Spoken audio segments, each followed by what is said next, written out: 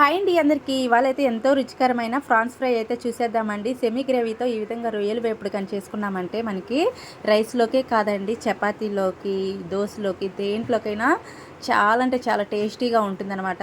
టేస్టీగా ఉంటుంది అంటే సింపుల్లో కూడా చేసేసుకోవచ్చండి, అంత బాగుంటుందన్నమాట. మనకు ఒక 20 మినిట్స్లో ఈ విధంగా సెమీ గ్రేవీతో రొయ్యలు వేపుడు అనేది రెడీ అయిపోతుందండి. చూసేదానికి చాలా కలర్ఫుల్గా ఉంది కదా, టేస్ట్ కూడా అంతే బాగుంటుందండి. సింపుల్ ప్రాసెస్లో ఎలా చేసుకోవాలో ఇప్పుడైతే చూసేద్దాము. ముందుగా అయితే స్టవ్కి ఇచ్చేసి కడాయి పెట్టేసేసుకొని ఒక 3 స్పూన్ల వరకు ఆయిల్ వేసేసుకుందామండి. ఆయిల్ హీట్ ఎక్కిన తర్వాత 2 పచ్చిమిర్చిని ఈ విధంగా సన్నగా పొడవుగా కట్ చేసి వేసేసుకొని 2 పెద్ద సైజ్ ఆనియన్స్ని ఈ విధంగా సన్నగా ముక్కల కింద కట్ చేసి వేసేసుకుందామండి. పొడవుగా వేసేసుకున్నామంటే చాలా బాగుంటుందన్నమాట.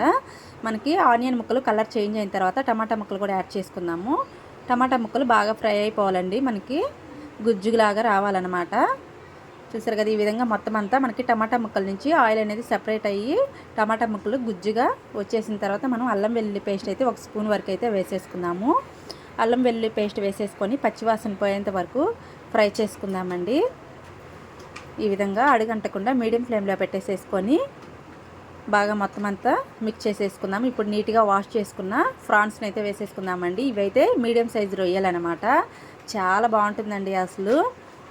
ఇంక ఈ విధంగా మొత్తం అంతా మిక్స్ చేసేసుకొని అడుగంటుతుంది అనుకునేటప్పుడు ఈ విధంగా వాటర్ అయితే మిడిల్లో ఒక చుక్క వాటర్ అయితే వేసేసుకుందాము. హై ఫ్లేమ్లో పెట్టినప్పుడు మనకి అడుగంటుతుంది కదండి. ఇప్పుడు ఇవి రొయ్యలు వేసిన తర్వాత సిమ్లో అయితే పెట్టకూడదు, హై ఫ్లేమ్లోనే పెట్టేసుకొని ఈ విధంగా మిక్స్ చేసుకోవాలన్నమాట. అడుగంటినప్పుడు ఒక చుక్క ఇట్లాగా ఒక డ్రాప్ వాటర్ వేసేసుకున్నామంటే అడుగంటదు. ఈ విధంగా మొత్తం అంతా కలిపేసిన తర్వాత 1 స్పూన్ వరకు అయితే పసుపు వేసుకుందామండి. నాన్ వెజ్ కర్రీస్లో దేంట్లో అయినా సరే పసుపు కొంచెం ఎక్కువ వేసుకున్నామంటే మనకి నీ స్మెల్ అనేది అస్సలు రాదు. 1 గ్లాస్ వరకు వాటర్ అయితే పోసేసుకుందాము. 1 గ్లాస్ వరకు వాటర్ పోసుకుందాము. దాంట్లో నుంచి మనకి రొయ్యల్లోంచి కూడా వాటర్ అనేది ఫామ్ అవుతుంది కాబట్టి ఒక చిన్న గ్లాస్ వాటర్ అయితే పోసేసుకుందాము. వాటర్ పోసేసుకున్న తర్వాత మొత్తం అంతా మిక్స్ చేసేసుకొని మీడియం ఫ్లేమ్లో పెట్టేసుకున్న తర్వాత తగినంత సాల్ట్ అయితే వేసేసుకుందామండి. తగినంత సాల్ట్ అయితే వేసేసుకొని కలిపేసుకున్న తర్వాత ఇప్పుడు మన స్పైసీ తగ్గట్టు కారం అయితే వేసేసుకుందాము. మేమైతే ఇక్కడ ఒక 2 స్పూన్ల వరకు అయితే కారం అయితే వేసుకున్నామండి. 2 స్పూన్ల వరకు కారం వేసేసిన తర్వాత ఈ విధంగా మొత్తం అంతా ఒకసారి కలిపేసేసుకుందాము. ఈ విధంగా స్పైసీస్ అన్నీ యాడ్ చేసిన తర్వాత స్టవ్ అయితే హై ఫ్లేమ్లో వద్దు, లో ఫ్లేమ్లో వద్దండి, మీడియం ఫ్లేమ్లో పెట్టేసేసుకుందాము.